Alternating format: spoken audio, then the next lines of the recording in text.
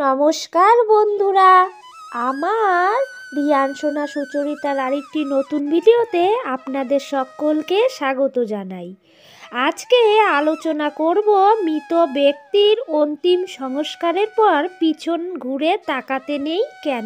বন্ধুরা, গরুর পুরাণে মৃত্যুর পর মৃত ব্যক্তির আত্মার শান্তির জন্য কোন কোন নিয়ম পালন করা উচিত এই বিষয়ে আজকের ভিডিওতে আলোচনা করব।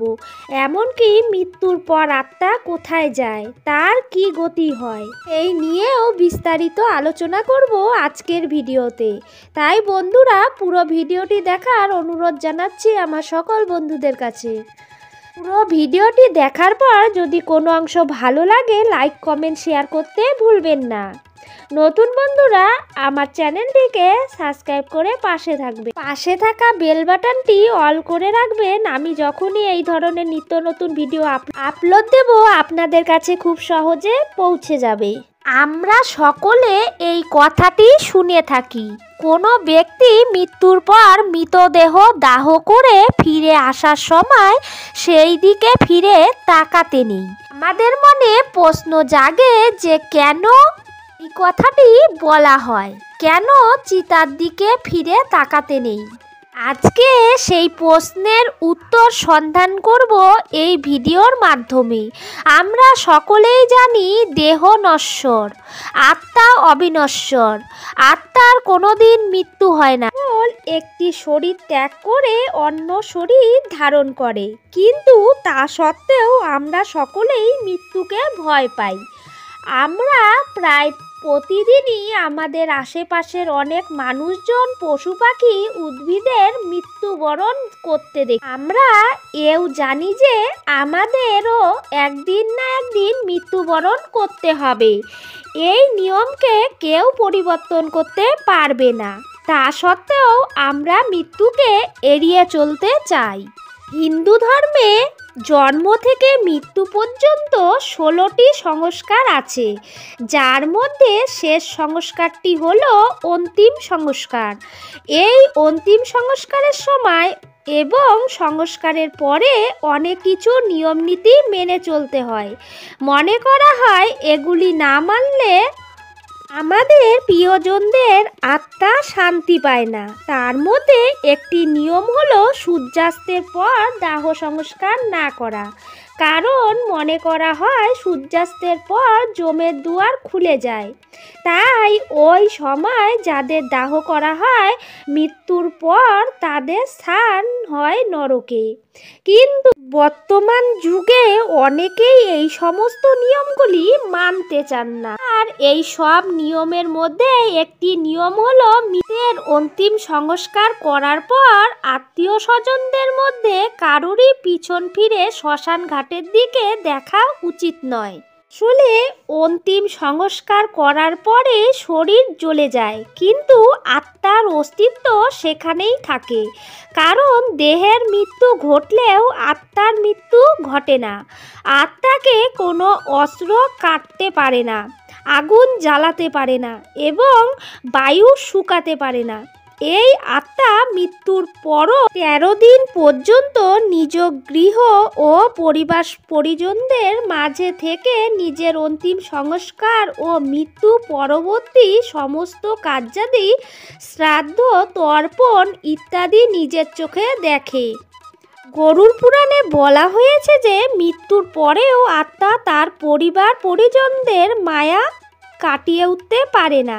সেই আত্মা তাদের আশেপাশেই ঘুরে বেড়ায়। তাই মৃতের আত্মার মুক্তির জন্য এই মায়া কেটে যাওয়া খুবই জরুরি, কারণ তা না হলে মৃতের আত্মা ইহলোক থেকে পরলোক গমন করতে পারে না।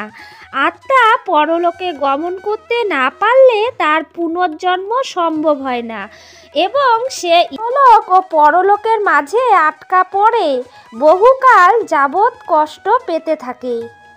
আত্মার পরলোকের যাত্রাকে সফল করে তুলতে এই মায়াকে কাটিয়ে ফেলা খুবই জরুরি।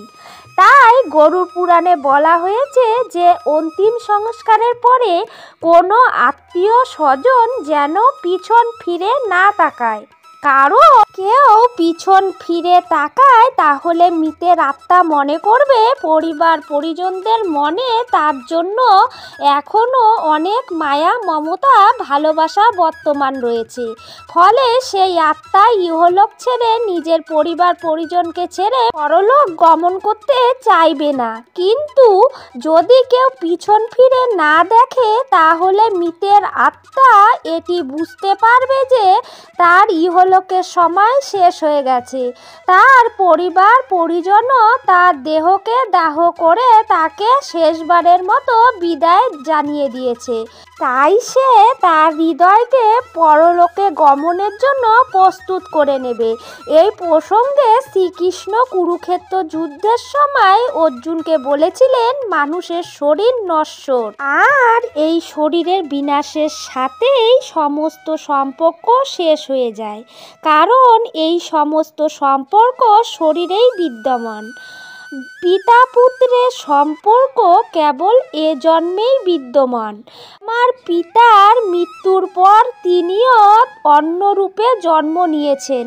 পূর্বজন্মে যখন তোমার মৃত্যু হয়েছে তখন তোমার সমস্ত আত্মীয়রা কেঁদেছিলেন, তোমার স্ত্রী পুত্র বিলাপ করেছিলেন, কিন্তু এই জন্মে তোমার মনেও নেই কে কে তোমার মৃত্যুতে বিলাপ করেছে।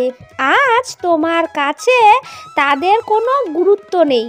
তোমার মৃত্যুর পর তোমার পরিবার পরিজন সারা জীবন শোক করবে, কান্নাকাটি করবে, তা সত্য নয়। বন্ধু কাঁদে 4 দিন, ভাই কাঁদে 10 দিন, চেয়ে বেশি কাঁদে স্ত্রী আর মা, কিন্তু সকলের অশ্রু ধীরে ধীরে শুকিয়ে যায়।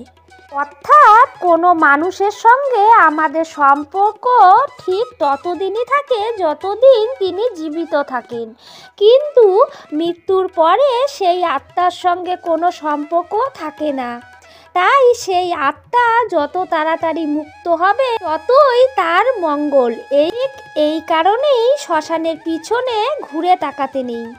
মৃত্যুর পর যাতে আত্মা ইহলোকে জগতের বন্ধন থেকে মুক্ত হতে পারে তার জন্য মৃত্যুর পরও নানা রকম পারলৌকিক ক্রিয়াদি করা হয়।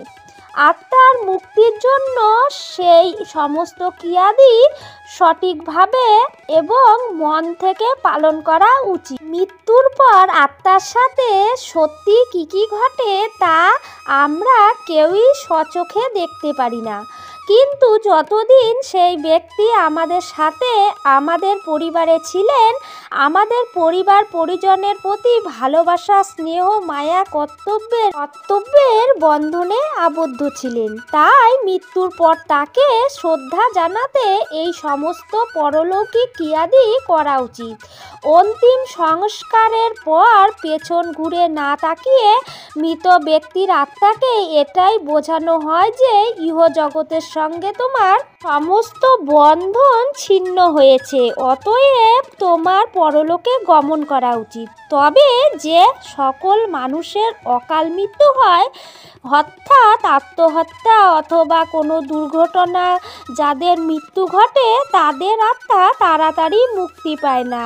তারা আত্মায় ইহলোকে বিচরণ করে এবং নানা রকম দুঃখ কষ্ট ভোগ করে। তাদের মুক্তির জন্য নানা রকম পরলৌকিক ক্রিয়াদি সম্পূর্ণ করতে হয়। তবে তার কর্ম যদি খুবই ভালো হয় তাহলে সে মুক্তি পেয়ে যায়। তো বন্ধুরা, এই কারণেই অন্তিম সংস্কারের পরে শ্মশান ঘাটের দিকে পিছন ফিরে তাকাতে নেই। আজকের ভিডিওটি এই পর্যন্তই বন্ধুরা। ভিডিওটি কেমন লাগলো কমেন্ট বক্সে অবশ্যই কমেন্ট করে বলবেন। আশা করছি অজানা কিছু তথ্য আপনাদের কাছে শেয়ার করতে পারলাম। সবাই ভালো থাকবেন, সুস্থ থাকবেন, আমার পাশেই এভাবেই থাকবেন বন্ধুরা। ধন্যবাদ।